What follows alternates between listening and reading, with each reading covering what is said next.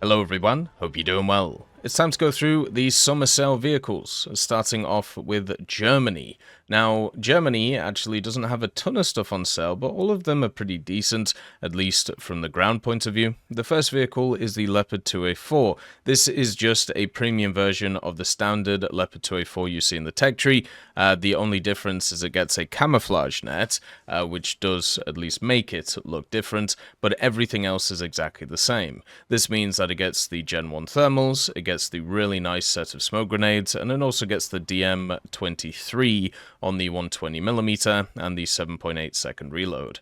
This vehicle is kind of the bog standard for MBTs and is fantastic. If you've ever played a Leopard 2A4, you know how powerful this is. It has a 1500 horsepower engine, it has good targeting speed on the gun, it has great mobility and great survivability in general, thanks to the fact it has the blowout panel at the back, and then also it has a bunch of armor on the turret. 10.3 is also a pretty meta BR right now, basically because 11.7 is the top BR, so everything from 10.7 to 11.7 gets up-tiered, but also because there's just so many premiums at 10.3 and 10.0, so a lot of the time you'll just face stuff which is exactly your BR, and you face really good up against those. Even if you get up-tiered in something like 11.0 with the Type 90s, you can still fight them face-to-face and do very well, since your round can penetrate most of them. So overall, this vehicle is just fantastic. It works really well in every area you would want,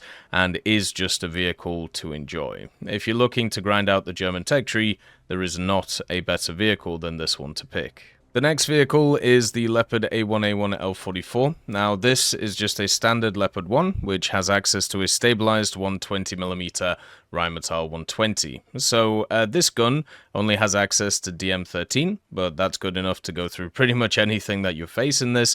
The problem with that this vehicle has is it is a good old 9.3 vehicle. So since it's a 9.3 vehicle, it has the problem that we've talked about previously, which is the simple fact that it can face 10.3, and 10.0 and 10.3 are very strong for nations right now, especially the USSR. And since the USSR is very strong at that area, what this means is you will run into a lot of stuff like 2S38s, TDUDs, and stuff like that. And this gun will be able to deal with them, but the general platform is not as mobile enough, and also it cannot tank any shots compared to anything else. But if you play around its BR, or if you get a lot of 8.7 matchmaking, and 8.7 is pretty popular right now, this thing will just annihilate anything that's around. For its BR, its mobility is good, its gun itself, it actually has the standard reload of the 105, which is just ridiculous since it is a larger gun.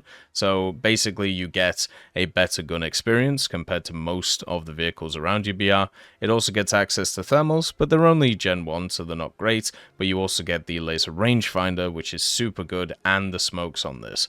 This vehicle also has a really nice lineup around it. If you have a look at 9.3, you have the KPZ, the M48 Super, T72M1, the Baglet Panzer, which really should be a higher BR, and then also you have the standard 1A52 to run alongside of it. So this is a power BR for the Germans. It just kind of sucks that a lot of the meta right now is at 10.3. So once this vehicle gets into the meta again, it's going to be super useful, it's going to be really good. You just got to watch out for those full up tiers. And with a bit of BR decompression, this thing will become a monster once again. The next vehicle is the Lazur-M, the good old MiG-21. This is just Abyss MiG-21, and as somebody who just recently spaded Abyss, it's in a pretty rough place. The vehicle has the Tamansky R25-300 engine, which gives it a lot of power. Basically, if you just leave this thing to go in a straight line at full blast afterburner, it will rip itself apart, showing that the engine is actually way more powerful for the airframe itself. So you got to be careful of that. Usually running it at 105% most of the time, unless you're turning, putting it to 110 will work pretty well with it. It also has access to a pretty nice armament for the BR itself, you can see that you can bring the R60MKs, which are the all-aspect R60s, and then also the R13s. So what I like to do is I like to bring 4 of the R60MKs and then 2 of the R13s on the central, more central pylons. And what this does is it gives you an option which is a little bit more flare resistant and also longer range. So they are a rear aspect, which kind of sucks, but the R60MKs are all aspect, so you can use these for, the all aspect stuff. And generally, I've actually had, a weird time in the standard MiG-21 bis. The 11 OBR is odd at the moment. If you get down-tiered, you are very good. You have very good weaponry. You are able to deal with pretty much anything that you see around the place. And also, at the same time, you don't really have to rely on the things that, make certain vehicles very good. You can just use your countermeasures, which you get 64 of. And then also you can use your missiles to be able to take out targets. If you play a lot around 10-7, 11-0, 11-3, this thing is really powerful. The problem is, right now, there are a bunch of monsters in the game at 11-7 and 12-0. The F-16A, the MiG-29, the F-14B, and also the F-14A at 11-7. And this means that the Lazur-M cannot compete with those vehicles. It is as simple as that. All of those guys have either semi-active radar homing missiles or active ones, meaning that you cannot fight because you are limited to the IR kind of short-range way. So what you have to do is you have to go around the side of the map, you have to wait for the engagement, and then you have to pick off targets, kind of like you would in an F-104, which will suit a lot of people's playstyle. It suits mine pretty well, but a lot of other people who want to either dogfight or want to get into the battle early, it's not going to work. So you've got to be super careful with that, with the BIS, and that's exactly the same with the Lazur-M. The radar, the Sapphire 21, is pretty worthless at this BR.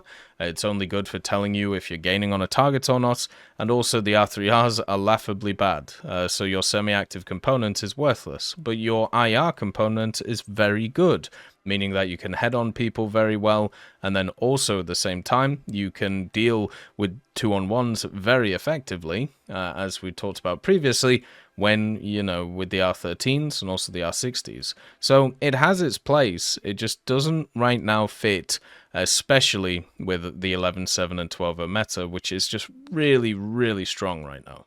The last vehicle is the Tornado IDS WTD-61. Now, the Tornadoes are in a pretty rough place in the game. They don't really fit very well. They're kind of like these multi-role vehicles, which kind of haphazardly got different variants, which are designed for different things. This thing has quite a large radar. It also has access to a decent RWR as well, which is quite nice, and also all of the different bells and whistles you would want for bombs and also its cannons. It does get the Mausers, if you like the Mausers. Not a huge fan of the Mausers personally, but they do exist. It also does have these big old engines on it too, but the machine is also a big old bird.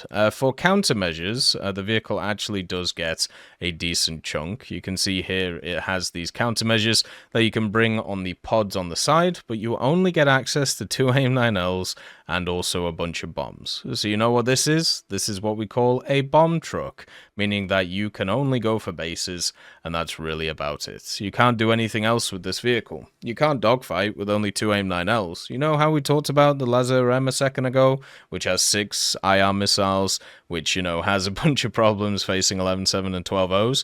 Well, think about those problems and think about how this machine has no way of countering them. So you are just a bomb truck. You can hit bases, you can hit ground targets, and that is your job. So yeah, it's not in exactly a fantastic place. Technically, in Simulator, and also if you get lucky, you can easily, grind out the German tech tree with this thing. But right now, in the current meta, especially how semi-actives work and also radar locks work, you are just going to get beasted. So it's really not in a good place at the moment. It's kind of funny. The Lazur-M and the Tornado are tied for how are you going to be able to survive. They're both vehicles which are pretty weak right now. So when it comes to Germany, the ground vehicles that are on offer, very good. The air vehicles, not so much. As always, I hope you have a wonderful day, and I'll see you next time. I'd just like to thank GMG Smiley, CD Beans, Chieftain Mike, EMN3 Galaxy, Tulio Pontecorvo, Brendan Quinn, Carrion Crow, Gus Irenicus, Pyman, Wartinder, Teddy, Daniel Stanton, Martinez, B. Young, Ozzy Panzer, Alan Hacker, Liam Shear, Opium Prime, Lafouche, Sem, Aslan, Uncle Bean, and Derek R. for supporting the channel.